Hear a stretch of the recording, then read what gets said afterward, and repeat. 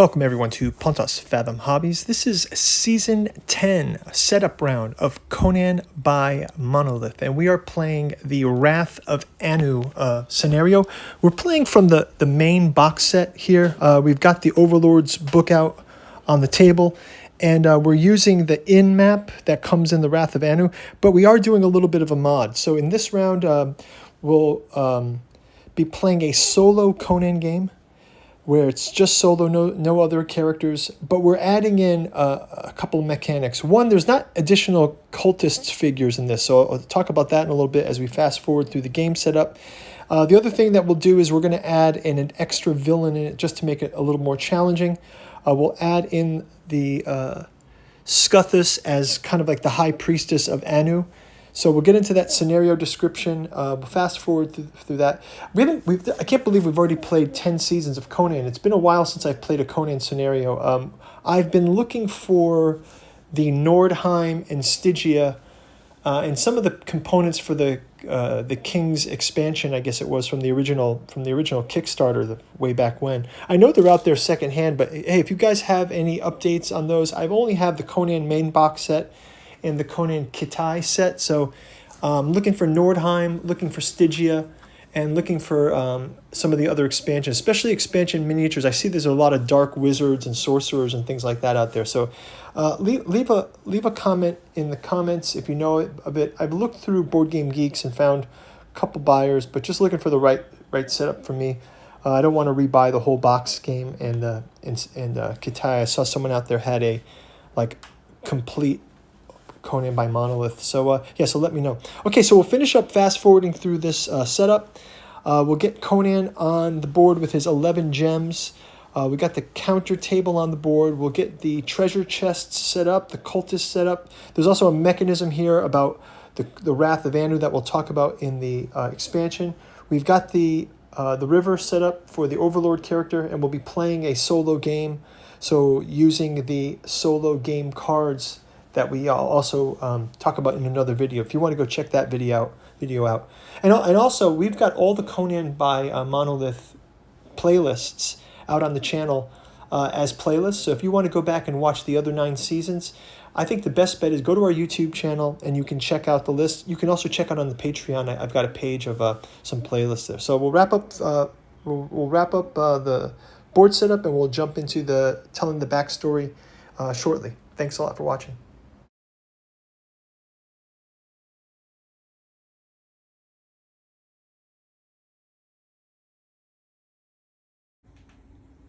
Okay, so we'll finish the setup of the Wrath of Anu. We'll read the scenario from the Overlord book, and we'll point out a couple of little mods we're going to do to it. So one thing to start out with is we're going to include, in the original scenario, you just use these tokens to represent the priests. These are priests that are visiting an inn, as we'll tell you about in the description. But I'm using these from Cthulhu Wars. I've got these cultists. So I'll actually have the cultists on the board.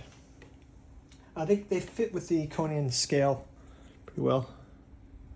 So we'll have these cultists representing the priests. I'm also going to add in, just to make it a little bit, I had 6 priests instead of 5, so I've added that difference in. But I'm also going to add in the high priest. I think he kind of works with these guys as well. So there'll be the additional dynamic with the high priest. He'll be able to spawn on the 3rd round for the first wave of the Raven. And then Thrak obviously will spawn on the 2nd round of the Raven. So let's jump into the scenario, and then we can jump right into round number 1. So it says the Wrath of Anu. 2 audacious thieves, a deserter from Gunderland and a Cimmerian barbarian, have forged a reputation among the city-states of Corinth by stealing riches and plundering caravans on the road of kings. A corrupted priest of Anu, playing both fierce and police spy, has ratted out the pair of thieves. The Gunderman is quickly captured and hanged. Okay, so Gunderman's already been hanged. This is sort of Conan's sort of partner in crime, let's call it, or maybe another deserter from Gunderland. So he's already been hanged.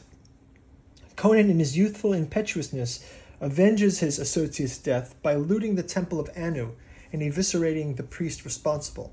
During his escape, Conan falls victim to Anu's wrath, a powerful spell that torments the Cimmerian with terrible hallucinations. He only has a short time to find the priest responsible and break the curse.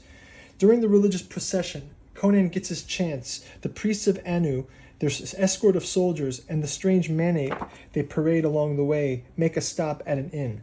So we're going to just keep all of that scenario the same. We've got the priest, but now we're going to have the high priest as well. And I will also swap out, just to make it a little bit different mechanic. In one of the chests, we'll also have the ability for Anu's Wrath. So Conan starts out in this round with leather armor and Conan's sword. There's also a deck for the chests. So we've got life potions, a shield, explosive orbs for Conan to pick up along the way. The priests are numbered, so we've got a numbered token with each of them. There's a reinforcements area. We've got Bosonian guards guarding the main entrance of the inn. And we've got Bosonian guards guarding this hallway, patrolling the hallway. So he's got to get past some guards. But he's solo in this mission. So this is a Conan solo mission. We'll be playing with the solo deck as well. So we'll use this to sort of guide the Overlord's decision-making, the AI of the Overlord. There's not a round limit. So we can go ahead and do that. And then winning the game. It says, if Conan leaves the inn and the curse has been broken, he is free from the terrible hallucinations, the hero wins the game. If Conan leaves the inn and the curse has not been broken, or if Conan dies, the curse has done its work, the Overlord wins the game. So let's go into the special rules in effect in this one. So it says the Overlord starts with 4 gems in the reserve zone, 4 in the fatigue zone, and places the recovery token showing the value of 3 in the Book of Skelos. So we only have a 3 in the Book of Skelos.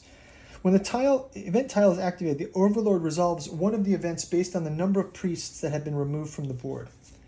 0 priests removed, reinforcements, 2 reinforcement points. The Overlord places a Bosonian guard at the end of the river and places 2 Bosonian guards with the base color at the reinforcement area. The Overlord chooses a Bosonian guard tile. Each unit in that area gains up to 2 movement points. Once per game, the Overlord places Thrak with 10 life points at the area indicate the setup, places Thrak tile at the end of the river. During the setup, the Overlord places 5 numbered tokens. We've got 6 numbered tokens face down by each priest. The priest with the lowest number can break the curse. So that's how we break the curse. So he's got to kind of go by priest to find the curse breaker. All right. There's also special rules of interrogation. The hero, Conan, in an area with the priest can move 1 gem from reserve zone to fatigue to roll a red die. The roll is not affected by hindering. Resolve one of the following effects. The priest resists interrogation, the priest talks, or the priest dies before talking.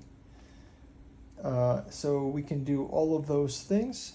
So cool, yeah, so I'm looking forward to getting into this. I've also given Scuffus here the spell in the theme of hallucinations. I've given him mental torture. So we can also cast that mental torture spell when he gets activated. And he can get activated, or Thrak can get activated with the Raven.